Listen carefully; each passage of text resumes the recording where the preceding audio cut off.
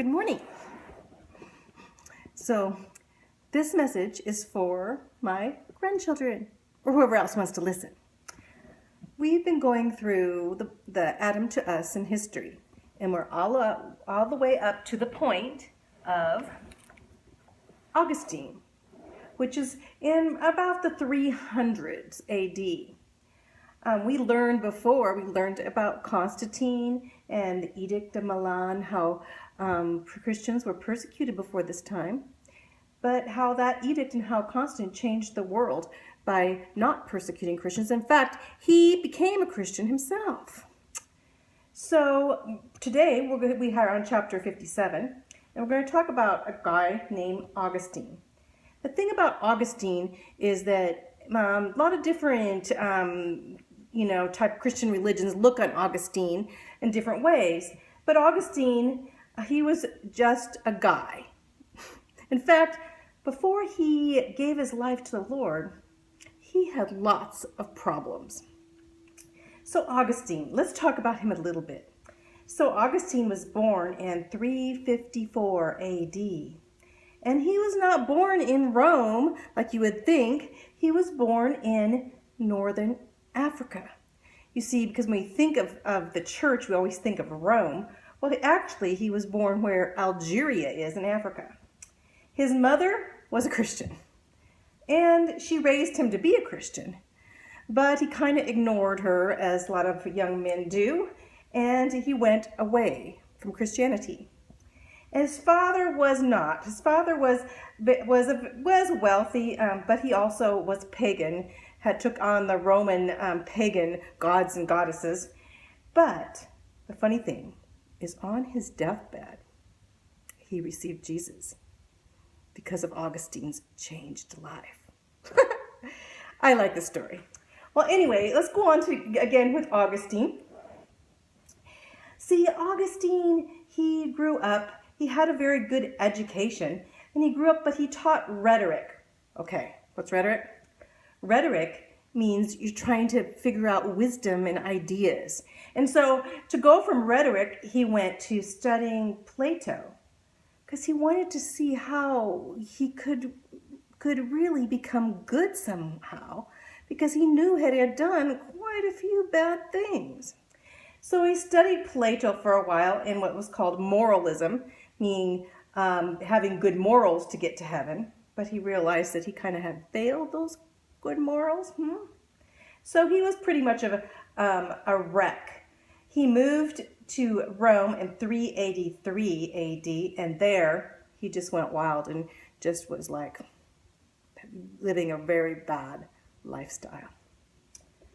So during this time, he of course, he's a seeker like we all are, and he was seeking something more, but he realized that he had failed where, Plato and Aristotle said he needed to be.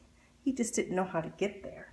He became a professor. Can you imagine that? He became a professor, and he became a professor in the city of Milan. Ooh. We learned about Milan, didn't we? That's where Constantine made the Edict of Milan that stopped the persecution of Christians in the world. Well, here he was in the midst of Christianity, yet he was still ignoring Christianity, thinking there's another way that you can get right with God. So the next thing, we find him, and he's wandering in the garden of where his school was, and he listened to these. He was actually seeking God, not knowing how to get to him, and he was listening, and he heard these little kids. I don't know how old they were. They were small, but they were singing, and they were singing, saying, "Take it and read it. Take it and read it. It's time to take it and read it." He took that like, what in the world? What are they talking about? And as he looked down, he saw part of the Bible. So he picked the Bible up and he began to read it. That was the beginning. And that's why I give out Gospels of John.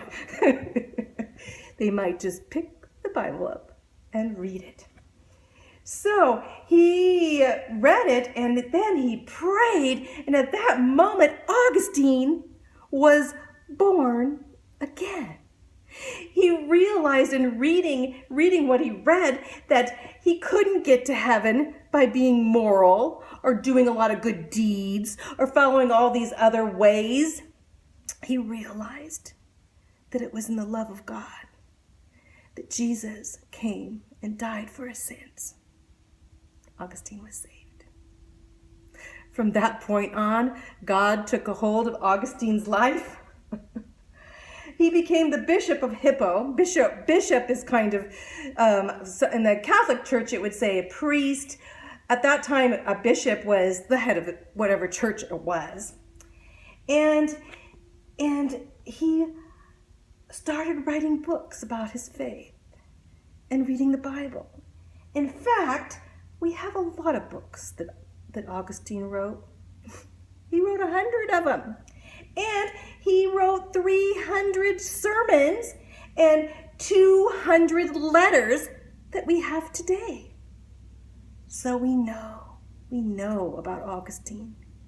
And then he wrote a book, the Confessions of Augustine, and shared what his life was before and what God had done in his life. So any foundation of the church, any denomination, could look back at Augustine and say, wow, that's a good place to begin with Jesus.